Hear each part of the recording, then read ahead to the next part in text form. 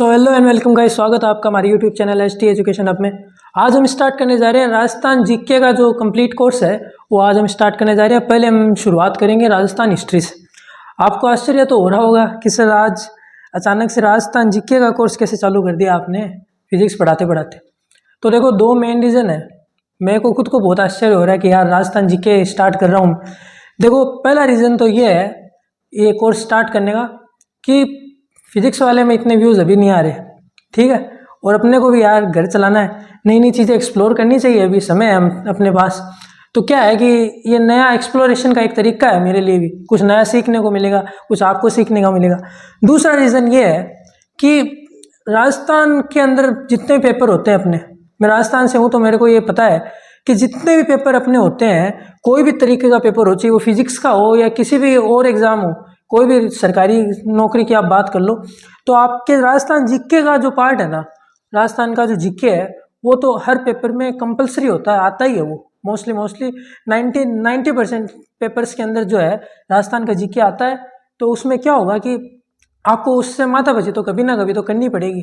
तो क्यों ना ऐसा करें कि मेरे को जो है जीके आ रहा है तो मेरा रिवीजन हो जाएगा। देखो, मेरा भी रिवीजन हो जाएगा और आपको क्या है, मैं संक्षिप्त रूप में एकदम राजस्थान का जीके आसान शब्दों में सरल भाषा के अंदर एकदम अच्छे से जो है जचा जचू के आपको पढ़ा दूंगा, ठीक है। अगर आपको मतलब कोई परेशानी आ रही हो ना, तो आप मुझे सीधा मेरे संपर्क कर लीजिएगा, मैं आपकी हर परेशानी का सोल्यूशन दे दूंगा। आपको जो है वो ज़्यादा मतलब अब ढूंढने की ज़रूरत नहीं है।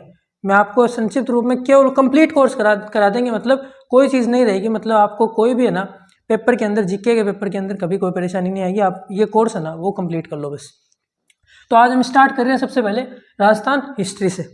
देखो, हिस्ट्री राजस्थान की शुरुआत होती है ना, वो होती है सबसे पहले नाम आता है उसमें कर्नल जेम्स टोड का। कर्नल जेम्स टोड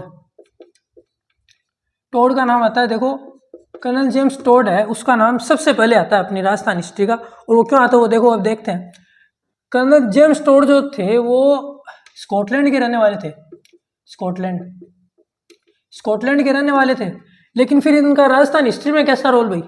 तो देखो, रोल ये था कि जब अंग्रेज भारत आए थे, जब अंग्रेजों ने भारत पे आधिपत्य अपना जमा लिया था, तो जैसे उनका ईस्ट इंडिया कंपनी का जो मेन बेस था वो तो ऐसे बड़े बड़े शहरों में था, जैसे सूरत हो गया, कलकत्ता हो गया, दिल्ली हो गया, इनमें मतलब उनका बेस था। मेन बड़ी बड़े शहरों में तो उनका मेन बेस था। लेकिन राजस्थान के अंदर क्या था भाई, कि उस टाइम पे राजस्थान तो केवल एक मरुस्थल था उनके लिए। तो उन्होंने क्या किया कि कर्नल ये जो जगह जगह क्या किया अंग्रेजों ने कि जगह जगह पे अपने जो है पॉलिटिकल एजेंट्स जो थे, पॉलिटिकल एजेंट्स, उनको भेजना चालू कर दिया अलग अलग जगहों पे कि भैया आप जो है वो वहाँ पे जाओ, वहाँ पे जो भी हो आप एक तरह से ऐसे कहो कि राजा समझ लो, एक तरह से कि आप राज करो वहाँ पे, बताओ। मतलब राजा तो नहीं कह सकते, राजा तो थे उस वक्त भी राजस्थान के अंदर। पॉलिटिकल एजेंट का मतलब काम ये था कि वहाँ से जो राजनीतिक जो बातें होती थी ना, वो पॉलिटिकल एजेंट्स जो है वो अंग्रेजों तक पहुँचा देते थे। जो अंग्रेज थे हमारे पास, उन तक जो है हमारी बातें पहुँचा देते थे। और जो अंग्रेजों की जो बातें थी, जो अंग्रेज राजाओं से करना चाहते थे उस टाइम, वो बातें पॉलिटिकल एजेंट्स राजाओं को बताते थे। तो ये क्या करते थे कि मीडिएटर का काम करते थे। इनको मीडिएटर का काम दे रखा था कि आप जो है डाकिये की तरह हमारी बातें इन तक पहुंचा दो, इनकी बातें हम तक पहुंचा दो। अंग्रेज तो जो थे वो राजस्थान के अंदर मतलब राजाओं से सीधे लड़ना नहीं चाहते थे, क्योंकि फालतू का खून खराबा क्यों करना। क्योंकि राजस्थान के अंदर जो है ना उस वक्त उतना इंडस्ट्रियलाइजेशन उतना नहीं हुआ था, मतलब औद्योगिकरण नहीं हुआ था राजस्थान का। वही सीधी बात है, वो पुराने समय की बात है, केवल यहाँ पे दौरे ही दौरे थे, सीधी बात है। तो अंग्रेजों ने क्या सोचा कि हम राजाओं से फालतू में राजस्थान वाले से क्यों लड़े भाई, हम क्या करेंगे, यहाँ पे अपने पॉलिटिकल एजेंट्स जो है वो बिठा देंगे, ये हमारी सूचनाएं यहाँ तक पहुँचा देंगे, राजाओं की जो सूचनाएं होंगी वो हम तक पहुँचा देंगे। जो राजा होंगे ना वो अपने अंडर में एक तरह से रह के काम करेंगे, अपने को इनसे अभी लड़ने की आवश्यकता नहीं। तो राजस्थान का जो उस टाइम पे जो कर्नल जेम्स टोड था ना, इनको पॉलिटिकल एजेंट बना के अंग्रेजों ने यहाँ पे भेज दिया। तो ये थे अपने पॉलिटिकल एजेंट। पहला पॉइंट तो यही है कि स्कॉटलैंड के थे, ये तो इतना इम्पोर्टेंट नहीं है, आज के लिए पूछा नहीं जाता इतना। ये सन वगैरह और ये जो जगहों के नाम है ना, स्कॉटलैंड के इस सन में ये वाले, ये पुराने पेपरों में आपको देखने मिल जाएंगे, लेकिन आजकल के पेपर्स में है ना ये चीज़ें आनी आजकल बंद हो गई एकदम से, मतलब नए के बराबर ही आती है। पहला पॉइंट ये है कि वो पॉलिटिकल एजेंट थे भाई, ठीक है, ये हटा लो बस, पॉलिटिकल एजेंट थे। दूसरा पॉइंट ये है भाई कि उन्होंने कुछ किताबें लिखी। अब जेम्स टोड जो थे उनको क्या था कि भाई शौक बहुत था कहानियों का, किससे कहानियों का शौक बहुत था, और है ना ये क्या करते थे कि वहाँ पे बैठे तो रहते थे। अब राजस्थान में बैठे करेंगे क्या, तो वो क्या करते थे कि आम लोगों से बातें करते थे, आम लोगों से उनकी कहानियाँ जानते थे। कहानियों में बहुत इंटरेस्ट था अपने आप को, कहानियों में इंटरेस्ट आने लग गया। राजस्थान वालों की कहानियाँ तो अपने वालों की तो आपको पता ही है भाई, यहाँ की जो क्या बोलते हैं उसको, ग्रामीण स्तर की जो कहानियाँ वो तो बहुत ही प्यारी प्यारी, लोक कथाएं जो होती है वो बहुत ही प्यारी प्यारी, और अपने जो इतिहास है, जो ऐतिहासिक जो कहानियाँ है वो तो मतलब उनकी तो क्या ही बात करें। तो कर्नल जेम्स टोड को जो है वो अपनी कहानियों में इंटरेस्ट आने लग गया, तो वो क्या करते कि कोई भी नॉर्मल आदमी भी उनको मिल जाता ना, तो वो उनको साथ में बिठा लेते और बताते कि भाई तू अपनी कहानी बता, कोई बढ़िया कहानी बता, अपने इतिहास के बारे में कुछ बता। ऐसे करके उनको इंटरेस्ट आता गया और वो क्या करते गए, उन चीज़ों को लिखते गए। वो जो इतिहास की जो बातें थी ना, उनको अपने शब्दों में अपनी किताब में जो है लिखते गए। तो और ये इनको ये कहा जाता है, देखो घोड़े वाले बाबा कहा जाता है इनको। घोड़े वाले बाबा जो है, कई बार पेपर के अंदर ये भी पूछ लेते हैं कि घोड़े वाले बाबा निम्न में से किन को कहा जाता था। तो घोड़े वाले बाबा इनको इसलिए कहा जाता था जेम्स टोड को, क्योंकि ये एक तो घोड़े पे घुमा करते थे, दूसरे भाई पूछा करते थे, भाई इतिहास के प्रश्न पूछते थे, ऐतिहासिक कहानियां जो है वो पूछते थे, वो बताते थे, वो लिखते थे। तो इन अपने वाले लोगों के लिए ये क्या प्रचलित हो गया कि घोड़े वाले बाबा नाम है ना वो जेम्स टोड के लिए प्रचलित हो गया। तीसरा क्या है, तीसरा पॉइंट है इनकी किताबें जो है वो है उनसे बहुत बार क्वेश्चन आता है कि कर्नल जेम्स टोड की जो लिखी हुई किताबें हैं उनका नाम बताओ। तो 2 किताबें हैं, देखो उन दोनों का नाम आप याद कर लो। पहली किताब तो है जेम्स टोड की एनाल्स, ऐसे लिख दो इसको, annals and antiquities of Rajasthan. और इसी किताब का एक और नाम है, और लगा के लिख लो आप, central and western Rajput states of India. Central and western Rajput states of India, ये तो है पहली किताब। और दूसरी किताब है ना वो है ट्रेवल्स ऑफ वेस्टर्न इंडिया।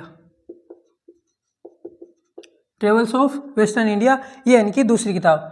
अब देखो यहाँ पे आप कुछ गौर कर रहे हो क्या, annals and antiquities of Rajasthan और central and western Rajput states of Rajasthan, ये नाम जो है कर्नल जेम्स टोड ने अपने हिसाब से दिए थे अपनी किताबों के, और उन्होंने अपने जो राजपूत जो स्टेट्स थे उनके लिए इस शब्द का यूज किया था राजस्थान का। तो राजस्थान या फिर राजस्थान जब आपसे पूछा जाए ना, चौथा पॉइंट ये है कि राजस्थान या राजस्थान शब्द का इस्तेमाल, राजस्थान का भी यूज भी इन्होंने किया था, और राजस्थान इन 2 शब्दों का यूज जो है वो कर्नल जेम्स टोड ने अपने पुस्तकों में किया था। तो सबसे पहले राजस्थान या राजस्थान वर्ड का यूज जो है अपने स्टेट के लिए किसने किया था, कर्नल जेम्स टोड ने। ये अपना चौथा पॉइंट। पांचवा पॉइंट ये है कि इनको फादर ऑफ राजस्थान हिस्ट्री कहा जाता है, राजस्थान इतिहास का जनक। तो सीधा ये क्वेश्चन पूछ लिया जाता है कि राजस्थान इतिहास का जनक भाई निम्न में से किसको कहा जाएगा, तो आप सीधा लिख देना कि कर्नल जेम्स टोड को भैया कहा जाता है। कर्नल जेम्स टोड थे वो राजस्थान इतिहास के जनक थे। ये हो गए अपने 5 पॉइंट कर्नल जेम्स टोड के ऊपर। तो इनके अलावा जो है वो इतने इंपॉर्टेंट क्वेश्चन बनते नहीं, इनके अलावा बस ये आप 4 या 5 पॉइंट जो है वो आप याद कर लीजिए। बस इसके अलावा जो है किसी भी चीज़ पे आपको ध्यान देने की आवश्यकता नहीं है। समय जो है उसकी सबसे ज़्यादा कीमत है। 5 पॉइंट तो ये हो गए भाई। इसके अलावा मान लो आप और एक्सप्लोर करना चाहोगे भाई, 1-2 बातें और बता दो सर कि इसके अलावा भी मान लो हमें कुछ पता होना चाहिए, तो इसके अलावा वैसे एक पॉइंट और लिख लो आप कि ये जब थे ना, तो ये वैसे तो इम्पोर्टेंट पॉइंट है, देखो कई बार इससे क्वेश्चन पूछ लिया जाता है।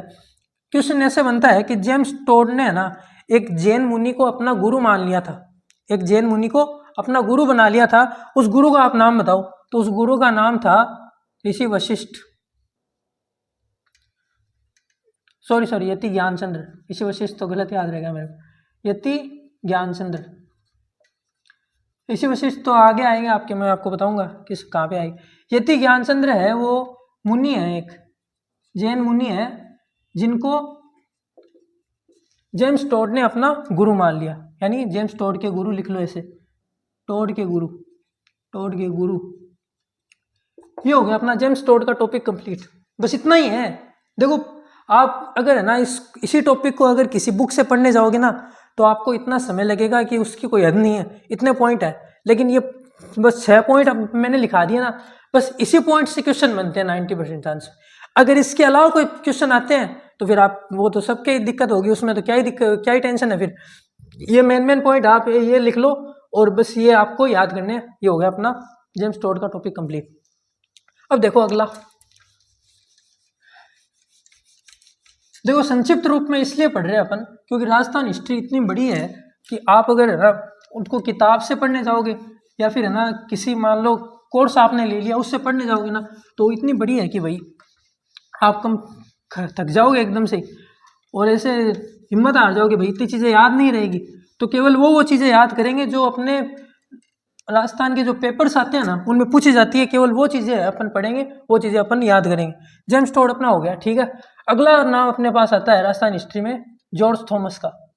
जॉर्ज थॉमस, ये कौन है भाई?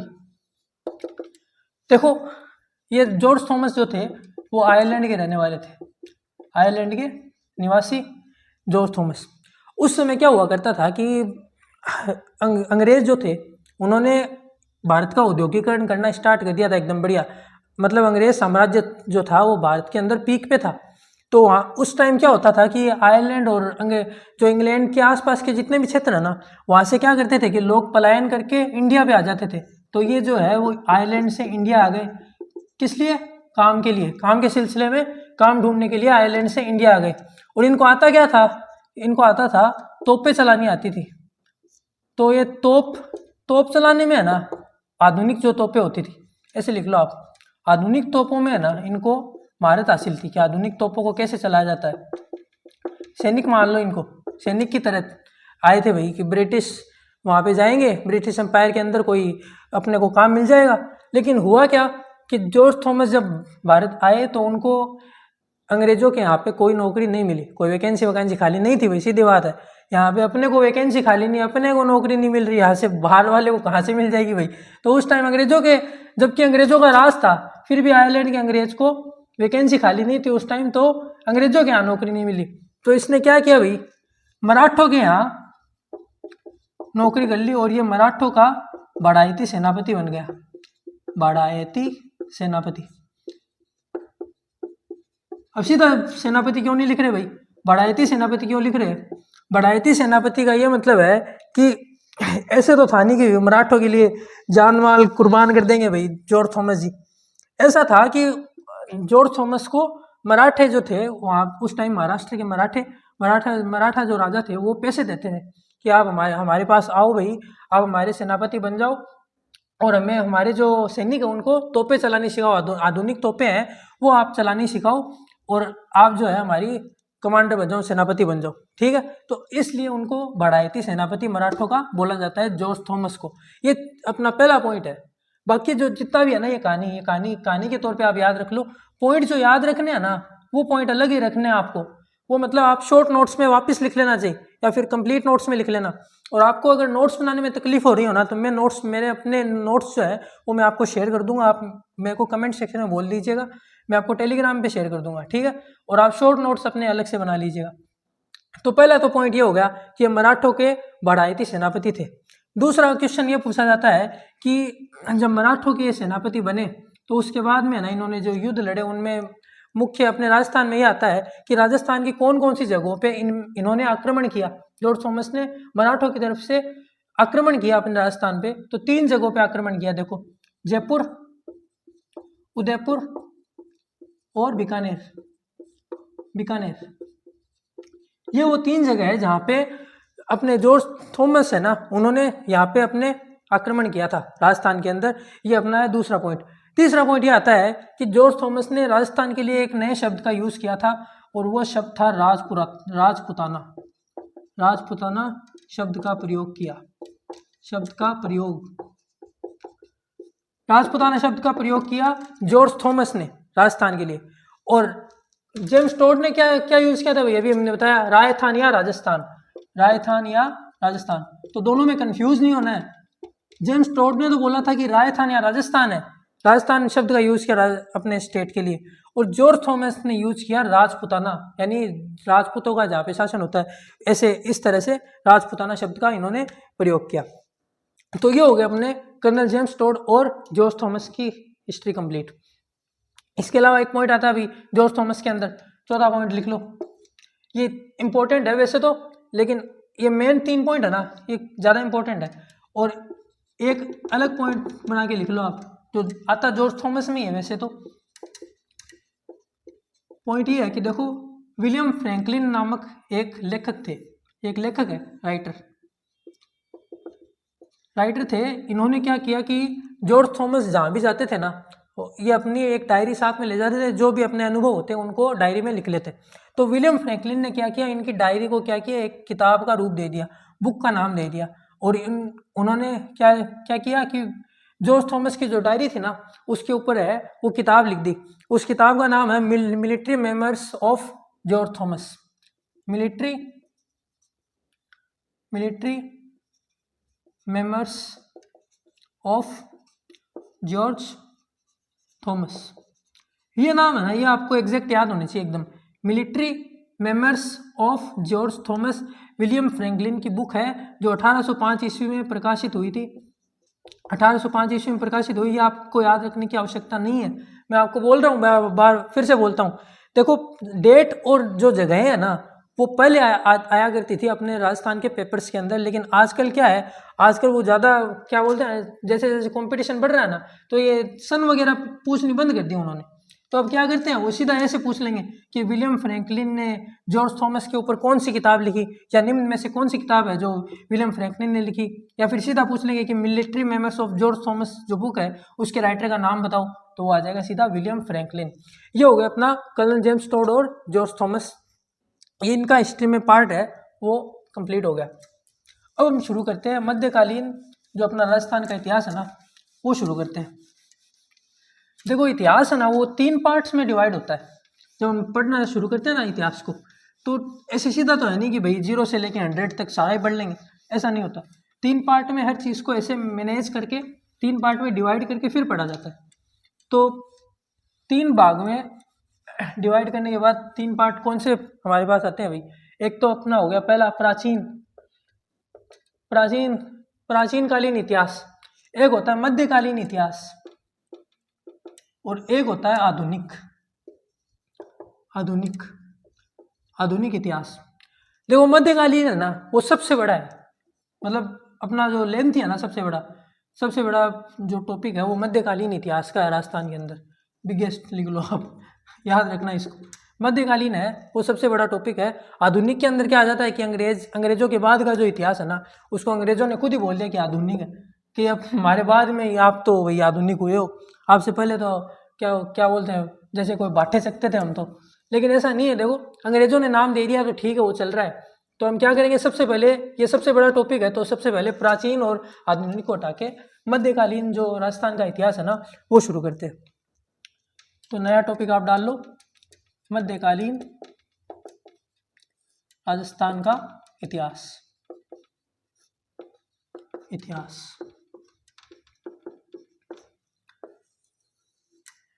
अब मध्यकालीन इतिहास में जब बात करते हैं, तो सबसे पहला टॉपिक अपने पास आता है प्रमुख राजवंश का। प्रमुख राजवंश का मतलब तो आप समझ गए, वो वंशज जिन्होंने राजस्थान के ऊपर राज किया, जगह अलग अलग जगहों पे, अलग अलग पार्ट्स के ऊपर राजस्थान के जिन्होंने राज किया, उनको बोला जाता है राजवंश। अब राजवंशों के ऊपर जब हिस्ट्री की हम बात करें तो राजवंश इतने हुए हैं कि उनको मतलब आप ऐसे डिटेल में पढ़ने जाएंगे ना तो इतने हैं कि मतलब खत्म ही नहीं, उनका कोई अंत ही नहीं है। तो कितने पढ़ोगे भाई। तो अपने आरपीएससी ने और यूपीएससी ने क्या किया भाई कि राजवंश के अंदर है ना प्रमुख राजवंश 6 बना दिए कि ये 6 है, ये आप पढ़ लो, ये अपने प्रमुख राजवंश। यहाँ से क्वेश्चन आएंगे, इसके अलावा राजवंशों से कोई क्वेश्चन नहीं आएंगे। पहला तो वंश है अपना चौहान, दूसरा परमार, तीसरा प्रतिहार, चौथा गुहिल या सिसोदिया भी आजकल बोलने लगे गुहिलों को ही सिसोदिया कहा जाता है, पुराने समय में इनको गुहिल कहा जाता था। पांचवा है राठौड़ और छठा है कछवा। ये अपना प्रमुख राजवंश जो है वो 6 है, ये चौहान, परमार, प्रतिहार, गुहिल या सिसोदिया, राठौड़ और कछवा। अब इनके अंदर भी है ना, ऐसे नहीं है कि इनकी हर बात पढ़नी है, ऐसे नहीं कि इनके सारे नाम याद करने आपको कि चौहानों को भाई पांचवा ये बता दे वो बता दे, इसके बेटे का क्या नाम था, उसके बेटे का क्या नाम था, इन्होंने कौन से सिक्के चलाए, उन्होंने कौन से सिक्के चलाए। नहीं, सारी चीज़ें याद नहीं करनी। ये नहीं पूछेगा भैया आरपीएससी आपसे कि भैया ये खाना क्या खाते थे, प्रतिहारों ने ब्रेकफास्ट में क्या किया, प्रतिहार ब्रेकफास्ट में क्या खाया करते थे, या परमार है वो डिनर में क्या खाया करते थे, ये नहीं पूछेगा।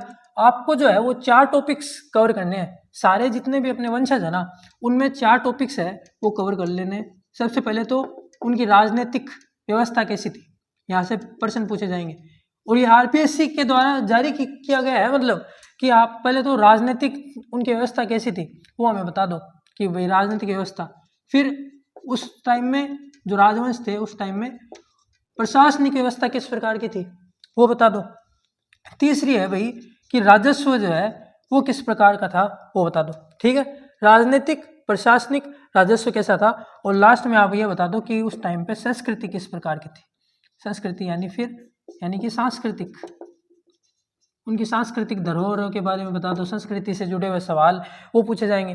राजनीतिक व्यवस्था पूछ ली जाएगी, प्रशासनिक व्यवस्था से सवाल पूछ लेंगे, राजस्व से जुड़े हुए, बजट से जुड़े हुए सवाल पूछ लेंगे, या फिर संस्कृति कैसी थी ये पूछ लेंगे। तो ये 4 टॉपिक्स के अलावा अगर आपको कोई नॉलेज ऐसी मिले ना जो आपको इंटरेस्टिंग लगे लेकिन इन 4 टॉपिक से बाहर की हो तो बस समझ लेना कि यारो आप अपना जो है माथा फालतू में भर रहे हो। तो ये 4 टॉपिक है ना वो तो कंप्लीट करनी है। बाद में ये हो जाए ना तो फिर आप ऐसा करना कि उसके बाद जो है आप नई नई चीज़ें जो भी आपके मन में आए वो पढ़ते जाए ना, वो फिर उसमें कोई दिक्कत नहीं है। लेकिन पहले ये 4 टॉपिक को है वो हम कवर करते जाएंगे। इन 4 टॉपिक को अपन पढ़ेंगे। पहले हम शुरुआत करते हैं चौहान वंश से। चौहान वंश, देखो चौहानों का जो वंश है ना वो मोस्ट इम्पोर्टेंट्स में एक है, मतलब प्रमुख राजवंश के अंदर पहला टॉपिक ये है वो चौहान वंश ही पढ़ाया जाता है। मैंने खुद भी चौहान वंश ही पढ़ा है सबसे पहले, तो इसलिए मैं भी चौहान वंश ही पढ़ाऊंगा। ठीक है, देखो चौहान वंश के अंदर सबसे पहले हम पढ़ेंगे उत्पत्ति के बारे में कि चौहानों की उत्पत्ति कहाँ से हुई। अब किसी भी चीज़ को पढ़ते हैं तो सबसे पहले ये तो पूछते हैं भाई कि वो आए कहाँ से, उनकी उत्पत्ति कैसे हुई। तो इनकी शुरुआत होती है उत्पत्ति की। चौहानों की उत्पत्ति सीधे पढ़ने जाएंगे ना तो बहुत ऐसे टाइम लग जाएगा आप, तो इनको 5 या 6 पॉइंट में अपने डिवाइड कर लेते हैं। पहला पॉइंट तो ये है, देखो पहला पॉइंट ये है कि अपने पास जो क्या होता है, देखो उत्पत्ति की जब बात करते हैं तो चौहानों के ऊपर है ना अलग अलग स्रोत हमें मिले हुए हैं। इतिहास के अंदर क्या होता है कि हमें अलग अलग स्रोत से हमें अलग अलग जानकारियाँ मिलती है, और कई बार क्या होता है कि हर स्रोत की जानकारियाँ सेम नहीं होती, सभी स्रोतों की जानकारी तो सेम हो नहीं सकती। तो हमें क्या मिला है कि अलग अलग स्रोतों से चौहानों के बारे में, उत्पत्ति के बारे में 6 जानकारियाँ मिली है। पहली जानकारी तो ये है, पहले स्रोत ये कहते हैं कि चौहान जो है वो अग्निवंशी है, अग्निवंशी है भाई। दूसरे वो लोग हैं या वो स्रोत हैं जो ये कहते हैं कि चौहान है वो सूर्यवंशी है। तीसरे स्रोत वो कहते हैं कि चौहान है वो चंद्रवंशी है।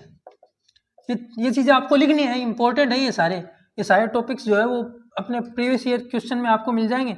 चौथा पॉइंट अपने पास आएगा कि चौहानों को ब्राह्मण बताते हैं कुछ लोग, कुछ स्रोत या कुछ लोग वो बताते हैं कि चौहान ब्राह्मण थे।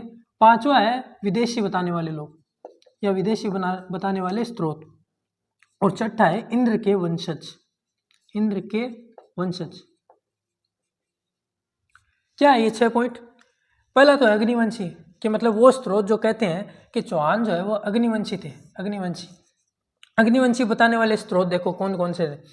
अग्निवंशी का पहले तो अपने एक सिद्धांत आता है। पहले तो अपन देख लेते हैं कि अग्निवंशी भाई बोल कौन रहा है चौहानों को। चौहानों को अग्निवंशी बोलने वाली किताब का नाम है पृथ्वीराज रासो। पृथ्वीराज रासो। रासो का मतलब होता है बुक।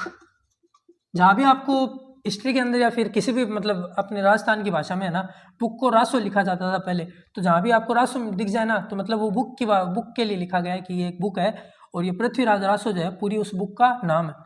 अब ये पृथ्वीराज रासो जो बुक है ना, ये पूरी बुक, इसके जो राइटर है वो है चंद बरदाई।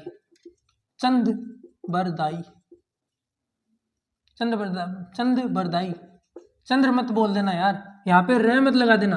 कई लोग क्या करते हैं कि चंद्र बरदाई बोल देते हैं, तो उससे क्या अर्थ का अनर्थ हो जाता है। चंद्र बरदाई जो है लेखक का नाम है, और बुक का नाम है पृथ्वीराज रासो। और ये क्या बोलती है कि चौहान जो है वो अग्निवंशी है। अब अग्निवंशी कैसे भाई? अब सीधा से बोल नहीं सकते हुए अग्निवंशी है, कैसे बोल दो कि मतलब कोई आप दलील तो दो कि अग्निवंशी हुए कैसे चौहान। तो एक सिद्धांत की है वो चंद्र बरदाई के द्वारा दिया जाता है पृथ्वीराज रासो की बुक के अंदर। उस सिद्धांत का नाम है अग्निवंशी का सिद्धांत। अग्निवंशी का सिद्धांत। अब भैया ये सिद्धांत क्या बोलता है? ये सिद्धांत ये बोलता है कि भाई एक बार क्या हुआ कि आबू पर्वत के ऊपर एक ऋषि मुनि बैठे थे, जिनका नाम था ऋषि वशिष्ठ। ऋषि वशिष्ठ या सेज वशिष्ठ, जिनको इंग्लिश में बोलते हैं सेज वशिष्ठ, लिख लो आप, सेज वशिष्ठ। सेज वशिष्ठ, ये क्यों पढ़ रहे हैं हम सेज वशिष्ठ के बारे में?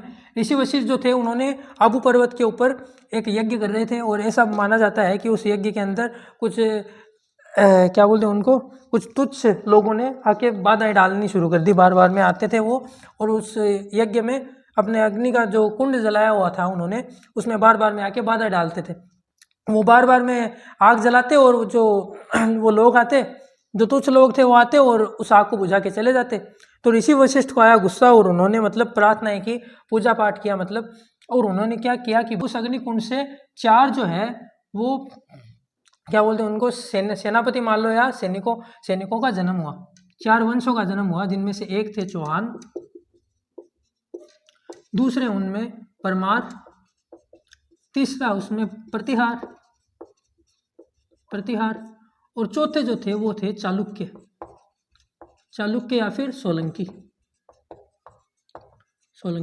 ऋषि वशिष्ठ ने यज्ञ किया अग्निकुंड में, और 4 राजपूत जो सैनिक थे उनका जन्म हुआ। पहले चौहान, दूसरे परमार, तीसरे प्रतिहार, चौथे हैं चालुक्य।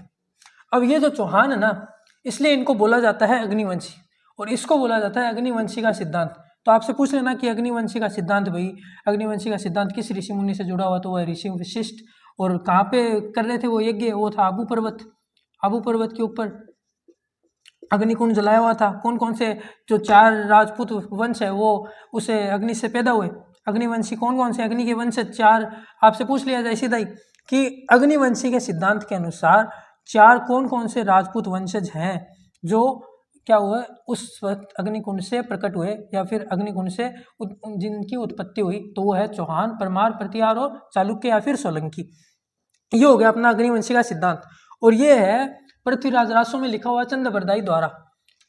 अब हर किताब के ऊपर ये तो होता ही है कि भैया आपकी बात सही है या नहीं, आपका सपोर्ट कौन कर रहा है इस बात का। केवल आपने लिख दी तो हमने मान थोड़ी ले हमने। तो फिर क्या हुआ कि आगे 2 राइटर के नाम आएंगे आपके पास, मोहनत नैणसी और सूर्यमल मिश्रण।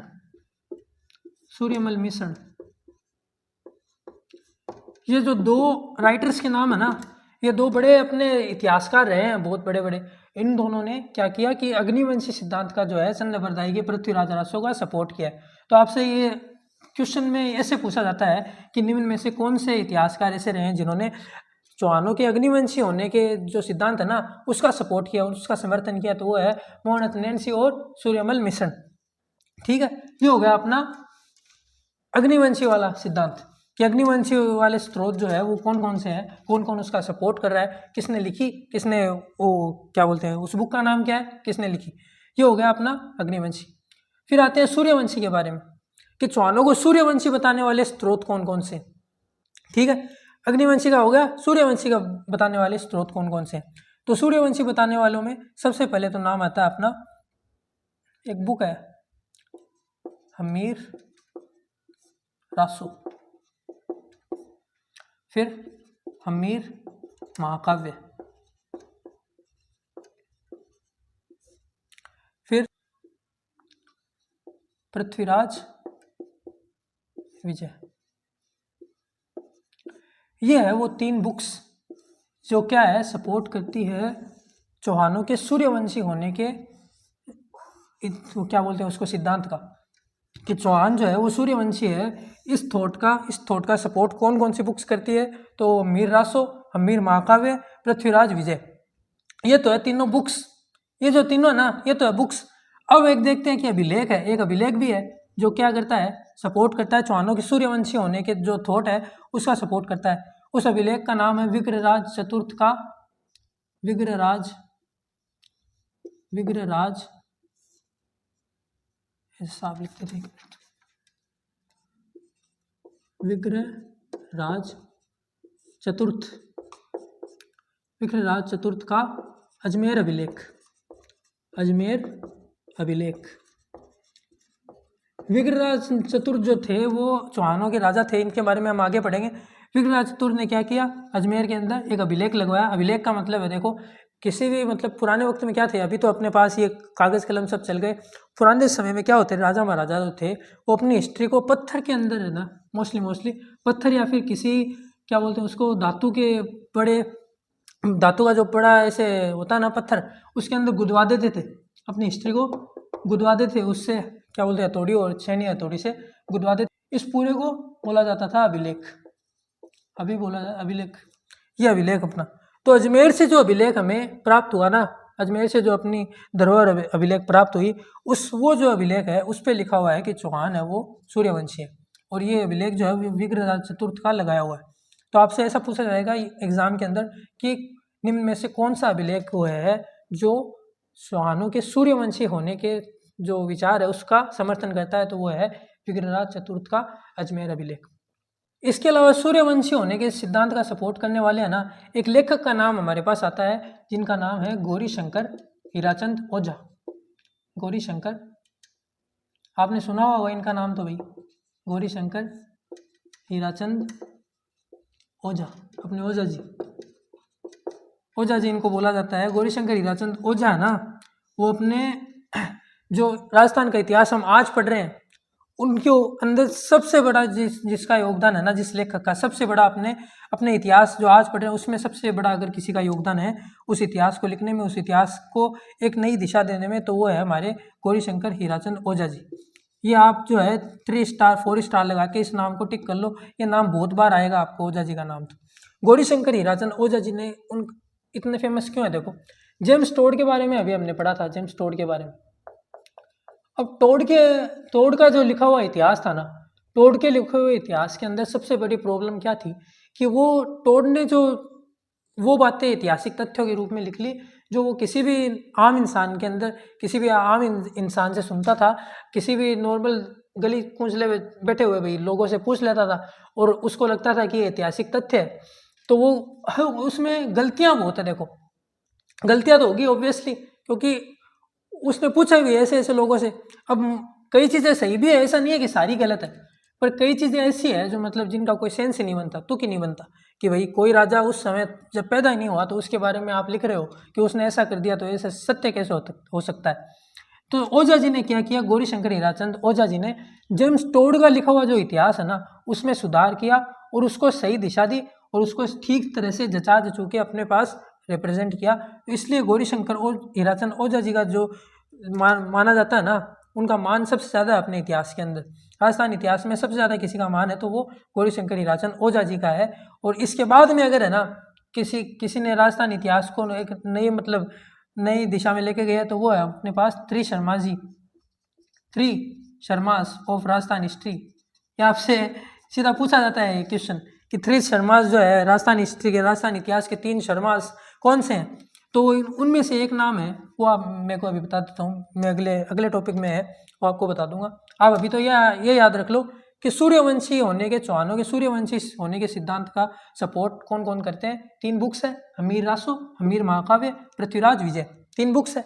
एक अभिलेख मैंने अभी आपको बताया विग्रहराज चतुर्थ का अजमेर अभिलेख, वो है, ठीक है। और एक अपना गौरी शंकर हीराचंद ओझा जी जो है वो लेखक, वो सपोर्ट करते हैं किसका, चौहानों के सूर्यवंशी होने के सिद्धांत का सपोर्ट करते हैं। अब हम देखते हैं कि चंद्रवंशी कौन बोलता है भाई। एक तो सूर्यवंशी मतलब सूर्य के वंशज, अग्निवंशी यानी अग्नि के वंशज। अब है कुछ लोग कहते हैं, कुछ स्रोत कहते हैं कि वो चौहान जो है वो चंद्रवंशी यानी चंद्रमा के वंशज। अब वो स्रोत कौन कौन से है, देखो 2 अभिलेख है। चंद्रवंशी का जो आपको जो सिद्धांत है ना कि चौहान चंद्रवंशी है, उसके लिए आपको ज़्यादा माथापच्ची करने की आवश्यकता नहीं है, ये आप लक्की है। देखो कैसे कि बस 2 पॉइंट है, एक तो हरियाणा का हांसी अभिलेख, ये आप याद कर लो, हरियाणा का हांसी अभिलेख। दूसरा अचलगढ़ पहाड़ का, अचलगढ़ एक पहाड़ है, उस पर मिला हुआ एक अभिलेख है अचलेश्वर। अब अचलगढ़ पहाड़ पे मिला तो उसका नाम भी अचलेश्वर अभिलेख हो गया। तो अचलेश्वर अभिलेख और हांसी अभिलेख, बस ये 2 नाम आपको याद रखने। ये 2 नाम जो है, ये 2 अभिलेख जो है वो इस तथ्य की पुष्टि करते हैं कि चौहान जो है वो चंद्रवंशी थे। इन 2 अभिलेखों के ऊपर लिखा हुआ था। ये हो गया अपना चंद्रवंशी का सिद्धांत, बस इतना ही है। ब्राह्मण देखो, अब देखो अग्निवंशी हो गया, सूर्यवंशी हो गया, चंद्रवंशी हो गया। अब कुछ स्रोत क्या कहते हैं कि चौहान जो है वो ब्राह्मण थे, चौहानों की उत्पत्ति चल रही है। कुछ स्रोत कहते थे कि वो कहते हैं कि वो ब्राह्मण थे। कौन से स्रोत है वो देखो। पहला तो इसमें नाम आता है, ये इंपॉर्टेंट टॉपिक है, ये आप इंपॉर्टेंट पॉइंट लगाना। एक तो ये सूर्यवंशी वाले से बहुत क्वेश्चन पूछे जाते हैं, और एक ब्राह्मण बताने वाले स्रोतों के बारे में पूछा जाता है, और एक ये अग्निवंशी वाला। तो इनमें भी है ना ये 3 पॉइंट है ना, एक तो अग्निवंशी, एक सूर्यवंशी और एक ब्राह्मण, ये 3 पॉइंट इंपॉर्टेंट है इन 6 पॉइंट्स में भी। ब्राह्मण देखो कौन कौन कहता है। पहले तो है भीलवाड़ा का बिजोलिया अभिलेख, इसका भी आपने नाम सुना होगा, बिजोलिया अभिलेख का। बिजोलिया अभिलेख आगे बहुत बार आएगा, तो आपको इसका नाम तो याद करना ही पड़ेगा। पहला तो है देखो भीलवाड़ा का बिजोलिया अभिलेख है ना, वो सीधा सीधा ये बोलता है कि चौहान जो है वो वत्स गोत्रीय ब्राह्मण है, वत्स गोत्रीय ब्राह्मण है, सीधा ही बोलता है ये। देखो भीलवाड़ा का बिजोलिया अभिलेख जो है बहुत इंपॉर्टेंट अपना पॉइंट है, वो सीधा बोलता है कि देखो चौहान जो है वो वत्स गोत्रीय ब्राह्मण है। इसके अलावा देखो अपने एक लेखक हुए हैं दशरथ शर्मा, मैंने अभी आपको बताया ना गौरीचंद हीराचंद ओझा जी का, अभी जो मैंने बताया था। उनके बाद में जो आगे 3 शर्मा जी जो है वो राजस्थान इतिहास को नई दिशा देने वाले 3 शर्मा जी, उनमें से एक है वो है दशरथ शर्मा जी। इसलिए दशरथ शर्मा का नाम भी जो है वो आपको याद होना चाहिए। दशरथ शर्मा का नाम भी आपको मोस्ट इम्पोर्टेंटली याद रखना ही चाहिए, ठीक है। इसके बाद में एक अभिलेख है, वो भी बोलता है कि भाई अपना जो चौहान है वो ब्राह्मण है। कौन सा अभिलेख है? बिजोलिया अभिलेख के अलावा भी एक अभिलेख है जो सिरोही से मिला था हमें, सिरोही का चंद्रावती, यहाँ पे चंदा नहीं है, यहाँ पे चंद्रावती अभिलेख है, चंद्रावती अभिलेख। अब देखो कंफ्यूजन कैसे होता है इसमें। चंद्रावती अभिलेख है ना, उसमें मोस्टली जो स्टूडेंट्स है वो गलती कर जाते हैं कि इसमें चंद्रावती लिखा हुआ है तो ये शायद चंद्रवंशी जो है उस सिद्धांत का सपोर्ट करता है कि चौहान चंद्रवंशी थे, लेकिन ऐसा नहीं है। ये सिद्धांत जो है वो सपोर्ट करता है कि चौहान जो है वो ब्राह्मण थे। सिरोही से ये मिला है, सिरोही जहाँ से वो मिला है। बिजोलिया का अभिलेख है वो मिला था यहाँ से भीलवाड़ा से, और वो क्या कहता है कि चौहान है वो वत्स गोत्रीय ब्राह्मण है। इससे क्वेश्चन आया हुआ है, इसलिए आपको ये जो नाम है वो याद रखना चाहिए। चंद्रावती अभिलेख हो गया। इसके अलावा एक बुक आती है कायम रासो, वो भी ये कहती है कि अपना, इसके अलावा अपनी एक बुक आती है चौथी कायम रासो। मैंने अभी बताया आपको कि रासो का मतलब क्या है, बुक है। तो यानी कायम रासों का मतलब क्या होगा, ये कायम के बारे में लिखी गई बुक या कायम से रिलेटेड बुक। तो ये कायम रासो जो है वो भी कहती है कि चौहान क्या थे, ब्राह्मण थे। ठीक है, ये हो गया अपना ब्राह्मण का सिद्धांत को सपोर्ट करने वाले टॉपिक कंप्लीट। ये अपने सारे याद करने हैं आपको। अगर ये देखो, इसमें समझने की ज़्यादा जरूरत नहीं है, आपको बस याद रखना है कि भाई कहाँ से कौन कौन से अभिलेख कहाँ से मिले और क्या क्या वो है, क्यों बोलते हैं, क्या बोलते हैं भाई, और उनका सपोर्ट कौन कौन करता है। बस ये आपको बार बार आप रिवाइज करेंगे ना तो अपने आप याद हो जाएगा। शुरुआत में मुझे भी है ना जीके को याद करने में बहुत दिक्कत होती थी, अभी भी दिक्कत होती है, मेरे को कुछ चीज़ें देखनी पड़ रही है, आपको पता है। लेकिन देखो, पहले जो है शुरुआत में तो ऐसा था कि भैया एक लाइन भी याद नहीं हो रही, 2 लाइन भी याद नहीं हो रही। अब क्या है कि अपने आराम से रिवाइज करते करते क्या हो गया कि एक रिदम बनता गया। अब देखो, चौहानों को विदेशी बताने वाले भी कुछ थे बेवकूफ़ उनके बारे में बात करते हैं। देखो, बेवकूफ़ इसलिए क्योंकि वो मोस्टली है ना अंग्रेज थे, और उनका एजेंडा था कि चौहानों को या फिर राजपूतों को है ना हम क्या कह देंगे, विदेशी कह देंगे कि ये तो विदेशी थे। तो फिर हम जो विदेशी ताकत है जो कब्जा करने मतलब राज करने आए हैं, हमारे जो पाप है वो अपने आप धुल जाएंगे। पहले तो थे अपने जेम्स टोड जी थे, जेम्स टोड। ये क्या कहते थे कि राजपूत तो थे, राजपूत जो है ना वो सिथियन है, सिथियन ये बाहर की मतलब एक लोग होती है, मतलब जनजाति होती है सिथियन, या फिर इनको ऐसे बोल सकते हैं शक या सिथियन दोनों है ना एक ही बात है। शक या सिथियन जो है वो बाहर की अपनी इंडिया की जनजाति नहीं है, बाहर की जनजाति है। तो जेम्स टोड ये कहा करते थे कि राजपूत जो है वो सिथियन है या फिर शक है। राजपूतों के बारे में, सभी राजपूतों के बारे में, केवल चौहानों के बारे में, सभी राजपूतों के बारे में ये कहते थे कि ये शक या सिथियन है, बस इतना ही पूछा जाएगा। दूसरे थे एक विलियम क्रुक करके एक अंग्रेज हुए थे, उन्होंने लिखा था, वो कहते थे कि चौहान विदेशी थे। ठीक है, तीसरे है अपने वी स्मिथ। ये तीन जो है अंग्रेज जिन्होंने ये कहा कि चौहान जो थे वो विदेशी थे। चौहानों की उत्पत्ति के अंदर आपको ये 3 नाम जो है वो भी याद करने हैं। लास्ट पॉइंट अपना आता है इंद्र के वंशज का। इंद्र का वंशज वो कौन बोलता है, वो बोलता है अपना रायपाल का सेवाड़ी अभिलेख।